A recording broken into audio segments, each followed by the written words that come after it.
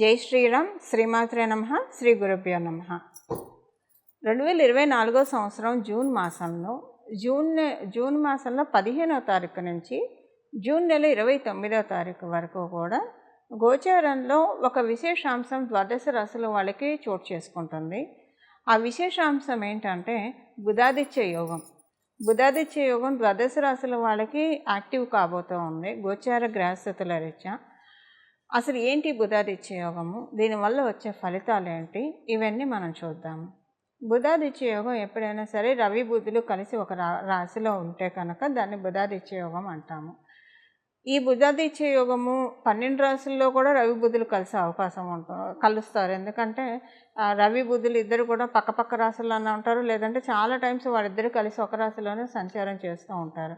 అంత మాత్రాన అందరికీ బుధాదిత్య యోగం అప్లికేబిలిటీ ఉండదు. మీరు పుట్టినప్పుడు మీ జన్మ జాతకంలో కనుక రవి బుధులు ఇద్దరు మిథున రాశిలో ఉన్న, కన్యా రాశిలో ఉన్న, అలాగే సింహరాశిలో ఉన్న, మేషరాశిలో ఉన్నా కూడా బుధాదిత్య యోగం వర్తిస్తుంది. ఈ రాశుల్లో కనుక రవి బుధులు మీరు పుట్టినప్పుడు ఉంటే కనుక మీ జన్మ జాతకంలో మీకు బుధాదిత్య యోగం వర్తిస్తుంది. ఇప్పుడు అందరికీ అలా పుట్టాలని ఉండదు కదా. అప్పుడు గోచారంలో వచ్చినది డెఫినెట్గా మనం ఒడిసి పట్టుకోవడానికి అవకాశం ఉంటుంది. అలా ఒడిసి పట్టుకోవడానికి ఏం పరిహారం చేస్తే మీ జన్మ జాతకంలో లేకపోయినా మీరు యాక్టివేట్ చేసుకోవచ్చు. ఇప్పుడు గోచారంలో ఇస్తుంది కాబట్టి మీరు యాక్టివేట్ చేసినా చేసుకోకపోయినా ఫలితం మీకు ఉంటుంది. కాకపోతే ఫలితాన్ని మీరు 100% ఫలితాన్ని 80% తీసుకోగలుగుతారా, లేదంటే మీరు యాక్టివేట్ చేసుకోకపోయినా మీకు 40 to 50% వస్తుంది. సో తెలుసుకోవడం వల్ల మనం ఆ పరిహారం చేయడం వల్ల మ్యాక్సిమం దాన్ని మనం గ్రహించడానికి, ఆ యోగాను మనం కంప్లీట్గా అబ్జర్వ్ చేయడానికి అవకాశం ఉంటుంది. ఈ బుధాదిత్య యోగం ఇప్పుడు మనం ఈ రాశిలో ఉంటే బాగుంటుందని తెలుసుకున్నాం కదా. మీరు పుట్టినప్పుడు కనుక ఈ రాశిలో మీకు బుధాదిత్య యోగం ఉంటే ఇప్పుడు గోచారంలో వచ్చింది కాబట్టి ఇది నిజంగా ఇంకా చాలా ప్లస్ అవుతుంది. మీకు అందరికంటే కూడా ఎక్కువగా మీకు శుభ ఫలితాలు ఉంటాయి. అయితే ఇప్పుడు మనం కొంతమంది మనకి చెప్పే కంప్లైంట్, మనం తరచుగా వినే కంప్లైంట్ ఏంటంటే నాది యోగ జాతకం కాదు అని కొంతమంది బాధపడుతూ ఉంటారు, అనుకుంటూ ఉంటారు. వాళ్ళ జాతకాన్ని వాళ్ళు నిందించుకుంటూ ఉంటారు. అయితే యోగాలు అనేవి మనకి గోచరంలో గ్రహదేవతలు కలిగిస్తూ ఉంటారు. మనం పుట్టినప్పుడు గోచర గ్రహదేవతలు కావచ్చు, మన జన్మ గ్రహస్థితుల్లో యోగాలు ఉంటే అవన్నీ యాక్టివేట్ అవుతాయి. ఒక్కొక్కసారి మనకున్న యోగాలు నిద్రాణంగా కూడా ఉంటాయి, వాటిని యాక్టివేట్ చేసుకుంటేనే యాక్టివేట్ అవుతాయి.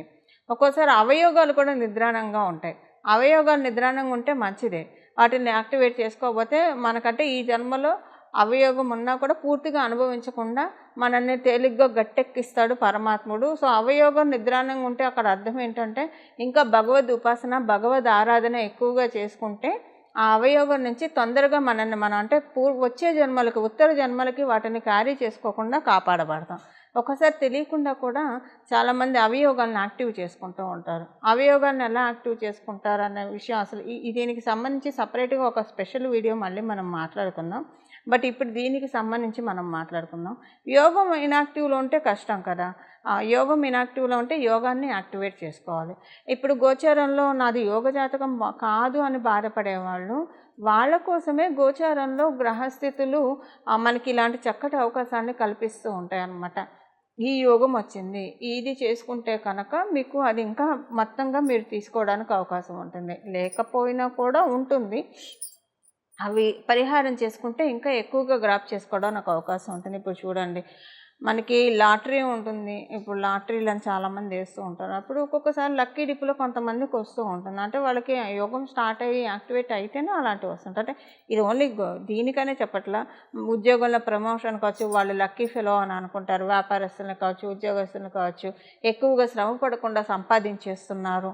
ఎక్కువగా శ్రమ పడకుండా సంపాదించే జాతకులు, గురుబలం ఉన్నవాళ్ళు, బుధాదిత్య యోగం ఉన్నవాళ్ళని నిస్సందేహంగా చెప్పచ్చు. ఉద్యోగ వ్యాపారంలో వాళ్ళు రాణిస్తున్నారు ఎక్కువ శ్రమ పడకుండా అంటే డెఫినెట్గా వాళ్ళకి గురుబలం, రవి బుధ బలం అంటే బుధాదిత్య యోగం ఉంటేనే ఉంటుంది. దానికి ఏం పరిహారం చేసుకోవాలి? ఇప్పుడు మీ అందరికీ కూడా బుధాదిత్య యోగం యాక్టివేట్ అవ్వాలంటే ఇప్పుడు గోచారంలో ఉంది కాబట్టి అది యాక్టివేట్ అవ్వాలంటే ఇప్పుడు గోచారంలో మనకి వర్షం పడుతూనే ఉంటుంది. దాన్ని నిల్వ చేసుకునే వాళ్ళకి సంవత్సరం అంతా స్కేర్సిటీ లేకుండా చక్కగా వాటర్ సరిపోతుంది. నిల్వ చేసుకోలేని వాళ్ళకి అందరితో పాటు వర్షం పడుతుంది, కానీ నిల్వ చేసుకోలేరు కదా. సో అలానే ఇక్కడ సేమ్ అదే విషయం వర్తిస్తుంది. అలాగే ఇప్పుడు టీచరు ఒక క్లాసులో కావచ్చు, ఒక యూనివర్సిటీలో కావచ్చు, టీచర్ అందరికీ సమానంగా టీచ్ చేస్తుంది. కానీ యోగం బాగా ఉన్నవాళ్ళు ఎక్కువ పాయింట్స్ క్యాచప్ చేయగలుగుతారు. టీచర్ చెప్పిన దాంట్లో ఎక్కువ పాయింట్స్ వాళ్ళు ఎక్స్ట్రాక్ట్ చేయగలుగుతారు వాళ్ళ బ్రెయిన్ తోటి. కొంతమంది అసలు చెప్పింది కూడా క్యాచప్ చేయలేకపోతారు. కొంతమంది చెప్పినంత వరకే క్యాచప్ చేస్తారు. కొంతమంది ఎక్స్ట్రాక్ట్ చేసుకుంటారు, ఇంకా కొన్ని క్వశ్చన్స్ కూడా అడుగుతారు. సో ఇదంతా ఎవరికి జరుగుతుంది? జన్మజాతకంలో బాగా యోగం ఉన్న వాళ్ళకి. సో టీచర్ అందరికీ చెప్తుంది. అలాగే ప్రకృతి మనందరికీ యోగాన్ని ఇచ్చినా కూడా, అంటే గోచరంలో యోగాన్ని ఇస్తుంది. ఎవరికి ఎక్కువగా క్యాచప్ చేసుకోగలుగుతారు? వాళ్ళ జన్మజాతకంలో ఆల్రెడీ యోగంలో పుట్టిన వాళ్ళు ఎక్కువ క్యాచప్ చేసుకోగలుగుతారు ఈ గోచరంలో వచ్చిన యోగాన్ని కూడా. అలా కాకుండా అందరూ క్యాచప్ చేసుకునే విధంగా ఈ మనం ఇప్పుడు ఏం పరిహారం చేయాలో కూడా మనం ఒకసారి చూద్దాం. అసలు దీని ఫలితాలు ఎలా ఉంటాయి, ద్వాదశ రాశుల వాళ్ళకి విడివిడిగా మనం తెలుసుకుందాము. వృషభ రాశిలో పుట్టిన వాళ్ళకి మీకు కమ్యూనికేటివ్, అంటే మీరు కనుక కమ్యూనికేషన్స్లో రాణించలేని వాళ్ళైతే దాన్ని అధిగమించడానికి బుధాదిత్య యోగం మీకు ప్లస్ చేస్తుంది. కుటుంబంలో ఫైనాన్షియల్ సెక్యూరిటీని అషోర్ చేస్తూ ఉంది. మీరు గృహ వాహన లేదా భూగృహ వాహనాలు వీటిల్లో దేనికోసం ప్రయత్నిస్తూ ఉన్నా ఆ ప్రయత్నాల్ని పటిష్టతరం చేసే విధంగా బుధాదిత్య యోగం మిమ్మల్ని బ్లెస్ చేస్తుంది. అంటే ఏం చేస్తే మీరు చేసే ప్రయత్నాలన్నీ కూడా ముందుకు వెళ్తాయి. ఎక్కడ ఆగకుండా, ఆదిలోనే హంసపాదు అని ఆగకుండా ముందుకు వెళ్తాయి. ఇలాంటి వాటన్నిటికీ చాలా చక్కగా ఉంది. సంతానానికి సంబంధించిన ప్రశాంతత ఉంటుంది. మీరు కనుక స్కిన్ ఎలర్జీస్ తోటి బాధపడుతూ ఉంటే, రెస్పిరేటరీ ఇష్యూస్ తోటి బాధపడుతూ ఉంటే, థైరాయిడ్ ఇలాంటివి ఏమన్నా లేదా యూరినరీ ఇన్ఫెక్షన్స్ తోటి బాధపడుతూ ఉంటే వాటన్నిటి నుంచి ఓవర్కమ్ అయ్యే విధంగా ఏదో ఒక హోమ్ మెడిసిన్ కావచ్చు, లేదా ఏదో ఒక మెడిసిన్ దొరుకుతుంది. దాని ద్వారా వెంటనే క్యూర్ అయిపోయినట్లు అనిపిస్తుంది. ఒక పండు తినడం వల్ల కూడా, అంటే మీకు తెలియకుండానే ఏదైనా ఒక పండు తినడం వల్ల క్యూర్ అయింది అని మీరు గ్రహించి మళ్ళీ దాన్నే తరచూ తీసుకొని మళ్ళీ రాకుండా మిమ్మల్ని మీరు ప్రొటెక్ట్ చేస్తారు. అంటే నేచర్ ఇండికేట్ చేస్తుంది దీనివల్ల ఇది తగ్గిందని ఒక థాట్ మీకు తెలియకుండా మీకు వస్తుంది. సో ఇలాగా మీకున్న దాన్ని వైద్యుల సలహా ద్వారా కావచ్చు, లేదా స్వయంగా మీ ఇంట్యూషన్ చెప్పేదాని ద్వారా కావచ్చు తగ్గించుకోవడానికి చక్కటి అవకాశం ఉంది. ఇవి వృషభ రాశి వాళ్ళకి ఫలితాలు. బుధాదిత్య యోగం మీరు యాక్టివేట్ చేసుకుంటే గోచారంలో ఉన్నది ఎలా మీకు ఫలితాన్ని ఇస్తుంది? ఇప్పుడు మనకి జరగబోయే ఈ బుధాదిత్య యోగము జూన్ నెల 15వ తారీఖు నుంచి 29వ తారీఖు వరకు బుధాదిత్య యోగం ద్వాదశ రాశుల వాళ్ళందరికీ ఉంది. ఈ ఉన్న బుధాదిత్య యోగము ఈ ఫలితాలు ఈ రాబోయే 5-6 నెలల్లోపు మీరు తీసుకోవడానికి, గ్రాప్ చేసుకోవడానికి చాలా చక్కగా ఉంటుంది. ఇప్పుడు మనం పరిహారం చూద్దాం. పరిహారము ఎప్పుడైనా రవి బుధులు ఇప్పుడు మిథున రాశిలో కలుస్తూ ఉన్నారు కాబట్టి చక్కగా శ్రీరామచంద్రమూర్తిని ఆరాధించడం చాలా చక్కటి పరిహారము.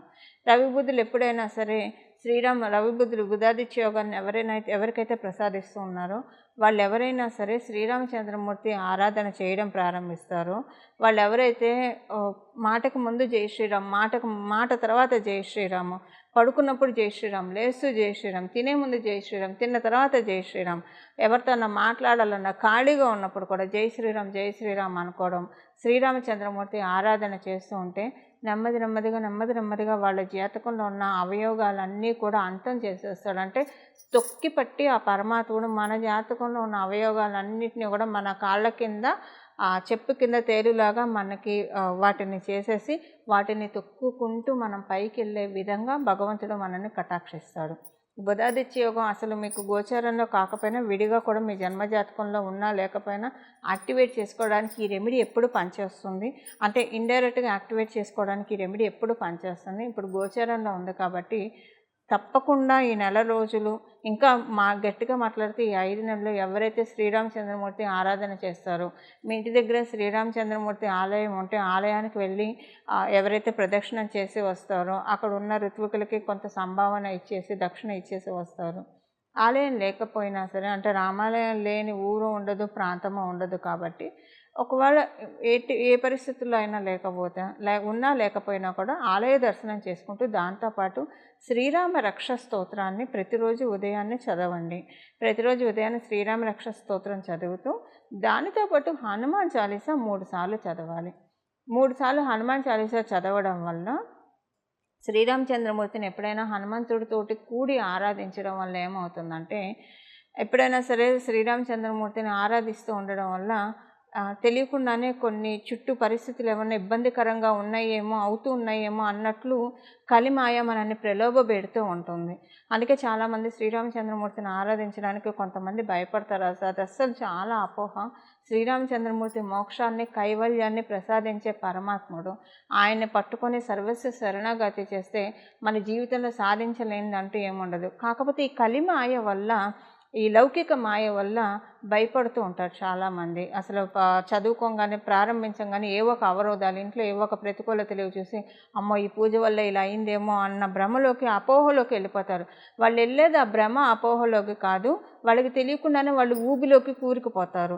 ఊబిలోకి కూరుకుపోయిన వాళ్ళని పరమాత్ముడు కూడా కాపాడలేడని మనకు తెలుసు కదా. అలాంటి పరిస్థితుల్లోకి కలిపురుషుడు, కలిమాయ లాగేస్తుంది అనమాట. అందువల్ల అలాంటి ప్రలాభాలకు అస్సలు లోన్ అవ్వకండి. శ్రీరామచంద్రమూర్తి పలికే దైవం. అందుకే అలాంటి వాటికి మీరు లోన్ అవ్వకుండా ఉండడానికి ప్రొటెక్టింగ్గా శ్రీరామ రక్ష స్తోత్రం చదువుతూ వెంటనే హనుమాన్ చాలీసా 3 సార్లు చదవడం వల్ల ఇలా కలిమాయ ప్రలోభ పెట్టకుండా తోకతో ఆయన జాడించి కొడతాడు. మనకు వచ్చే ప్రతికూల పరిస్థితులన్నీ జాడించి కొట్టి మనల్ని చక్కగా మనం దేనికోసమైతే ఈ పరిహారం చేస్తున్నామో దాన్ని మనకి అందించడానికి, దాన్ని మనం చక్కగా ప్రొటెక్టివ్ వేలో మనకు వస్తుంది అని చెప్పడంలో ఏమాత్రం సందేహం లేదు. ఈ పరిహారం చేసుకోండి మీరంతా కూడా. ఈ పరిహారం చేసుకొని శ్రీరామచంద్రమూర్తి ఆశీస్సులతో పాటు ఎప్పుడైనా శ్రీరామచంద్రమూర్తిని హనుమంతుడితోటి సహితంగా పూజిస్తే కనుక మనకి చాలా బాగుంటుంది. చాలా ప్రొటెక్టివ్గా, సెక్యూర్డ్గా, చాలా కరేజ్గా మన పనులన్నీ మనం చేసుకుంటాం. చాలా చక్కని డ్రైవ్ తోటి మనం వెళ్తాము. ఈ పరిహారం చేసుకొని బుధాదిత్య యోగాన్ని మీరందరూ కూడా యాక్టివేట్ చేసుకోవాలని, తద్వారా వచ్చే శుభ ఫలితాలని మీరందరూ అందుకోవాలని చెప్పి నేను కూడా మనస్ఫూర్తిగా శ్రీరామచంద్రమూర్తిని అలాగే హనుమంతుడిని ప్రార్థిస్తున్నా. దాంతోపాటు ఒక చిన్న మంత్రం కూడా మీరు ఈ 5 నెలలు స్మరించడానికి ప్రయత్నించండి. రక్షాస్తోత్రం, శ్రీరామ రక్షాస్తోత్రం, హనుమాన్ చాలీసాతో పాటు మీరు ఏం చేస్తూ ఉన్నా సరే, ఏ పని చేస్తున్నా ఈ నామాన్ని కూడా జపించుకోండి. ఈ 5 నెలలు విడవకుండా ఈ నామాన్ని భక్తి శ్రద్ధలతో జపించండి. మీరు పొద్దున్న లేచిన దగ్గర నుంచి రాత్రి పడుకునే వరకు కూడా, రాత్రి పడుకునే వరకు మీరు ఏ అవస్థలో ఉన్నా సరే, అంటే ఎటువంటి కండిషన్లో ఉన్నా సరే, మీరు మనసులో అయితే ఈ నామాన్ని జపించుకోవచ్చు. మీరు ఆడవాళ్ళైతే ఋతుక్రమంలో ఉన్నా, లేదా అశౌచంలో ఉన్నా, ఎలాంటి జాతా శౌచంలో ఉన్నా, మృతా శౌచంలో ఉన్నా, ఎలాంటి పరిస్థితుల్లో ఉన్నా ఈ నామాన్ని జపించుకోవచ్చు. ఎందుకంటే ఒకవేళ మీరు ఋతుక్రమంలో ఉండి లేదా అశౌచంలో ఉన్న, జాతా శౌచం, మృతా శౌచంలో ఉంటే రక్షాస్తోత్రాన్ని, హనుమాన్ చాలీసాని చదవచ్చా చదవకూడదు అని అది చదవచ్చు, అంటే చదవకూడదు యాక్చువల్గా. సో అలాంటి అనుమానం ఏమన్నా ఉన్నప్పుడు ఈ నామాన్ని చదవచ్చు. బట్ చదవగలిగిన రామరక్షా స్తోత్రాన్ని అలాగే హనుమాన్ చాలీసాని చదువుతూ ఇది కూడా చదువుకుంటే కనుక అద్భుతమైన ఫలితాలు ఉంటాయి. ఆ మంత్రాన్ని ఇప్పుడు మనం చూద్దాం. శ్రీరామ భక్తాయ హనుమతే నమః. శ్రీరామ భక్తాయ హనుమతే నమః. శ్రీరామ భక్తాయ హనుమతే నమః. ఈ నామాన్ని చక్కగా ఒడిసి పట్టుకొని చాలా చక్కటి అనుకూల ఫలితాలని మీరందరూ అందాలని చెప్పి, మీరందరూ అందుకోవాలని చెప్పి నేను కూడా మనస్ఫూర్తిగా శ్రీరామచంద్రమూర్తిని మరియు హనుమంతుడి చరణాలని ప్రార్థిస్తూ మంగళం. నమో భగవతే వాసుదేవాయ.